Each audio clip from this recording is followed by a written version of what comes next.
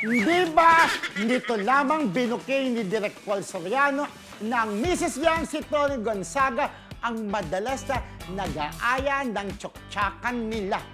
Ang tanong sa mag-asawa, okay lang ba na babae ang madalas mga labit sa lalaki para sa tsuktsakan? Ay! Oh, kayo okay lang ba na babae? Si Bildred nga, ba't si Bildred okay lang dati siya nangangalabit sa jowa niya. Yan ang Sa debate na. tsuktsakan. So okay lang ba At narito na babae? Ball para Jun! sa... ayan. Bumunot na kayo. Kinakabahan ako. Okay lang ba? Depende ako. Ay, sayang. Mas gusto ko pa naman sana. Ako, ito gusto mo. Yes, ikaw, babae nangangalabit o okay lang ba na babae nangangalabit? No!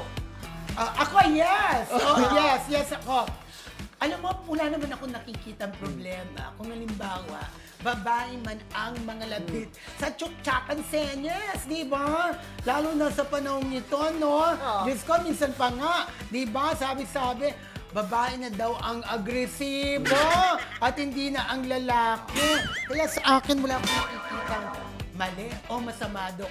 Sige lang, kahit na babae ang maunang mga labit, walang problema. No! Diba? Dapat dapat lalaki yung unang mga labi. Go. Kasi diba, siyempre parang hindi ko alam sa kultura natin, parang pagdating sa usaping sex, sa usaping sex, it's always the man yung Pero dati nag-i-initiate. daw po yun. Oo, Oo, dati. it's always the man yung nag-i-initiate. Kasi parang may nahiya factor Speaking from my experience talagang parang pag ako yung mauuna, nahihiya ako. Na gano'n na parang ang dapat ay yung lalaki. Yun na lang May ang masasabi ko. pagka-conservative ka. Hindi naman. Parang lang. Parang yun na lang din ang parang naging mindset ko na parang pag babae ka, parang nahihiya ka na ikaw yung mauna. Alright. Ang nabul ko ay depende. Para sa akin, kung si Junjun ay kailangan nang makipagtsakan, depende. Diretso, Hindi. Depende kung sa tingin talaga nung bawat isa, whether babayan or lalaki, parang kailangan na nilang makipag-sex.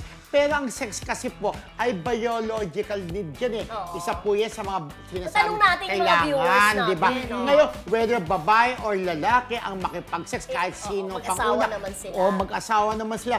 Okay lang yun. Kaya depende dun sa kung sino ang sa tingin niya, ay gusto ko na, kailangan ko na makipag-sex. So asawa ko naman yun. Whether babae o lalaki, mangalabit ka na, love, alam mo na, tigangak na yun. Parang gano'n, pwede ka ba ngayon? Pero minsan pagka babae, pero ito, meron red flag, di ba? correct. Huwag muna, love, may red flag pa ako.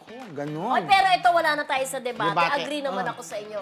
Hindi ako wala sa gender kung sino yung Oo. parang yung parang mainit that time. Oo, Yung kailangan dahil kung sa- malamig, halimbawa totoo. oo. Malamig ngayon, love. Gusto kong mag-init. I love. O sige, why not? Parang wala namang problema kung babae mo naman. Wala namang Mares problema niya. sa akin. Lalo na meron ding mga time na ang babae, may stage na ang babae mas mainit. Lalo na papunta sa kanyang period. Alam mo na, di ba? Pero ang sabi daw tanong mo, di ba Miss Ann, ang sabi Mildred, di ba, ang babae daw ay mas mainit ngayon kaysa lalaki. Pagka Totoo. malapit, merong stage. Pagka meron kayong Hindi, the pag red flag malapit is na. up. Oo. Ah, Hindi, pag ganun pala malapit yun. na. Pag malapit na, Oo. na kayo. Maintindihan nyo ng mga babae. Nangangalabit na kayo. Hindi naman nangangalabit. Pagka malapit na. Hinihila mo na yung kamay.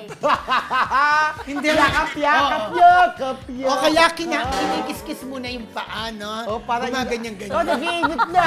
Pagka kinikis-kis pa, nag-iinit na ang mga lalaki. Ano ba yan? Lalo pag nilakapit, talagang masiklay, di ba? Wala nang oras. O, teka lang, Ayan. yung mga So, viewers kayo. natin, tanungin natin sila, kayo ba Okay lang na ba? ba sa inyo na mga labit yung mga babae? Yun lang, makipagtsuktsakan. Oo. Okay lang ba? Sagutin niyo po kung okay lang sa inyo.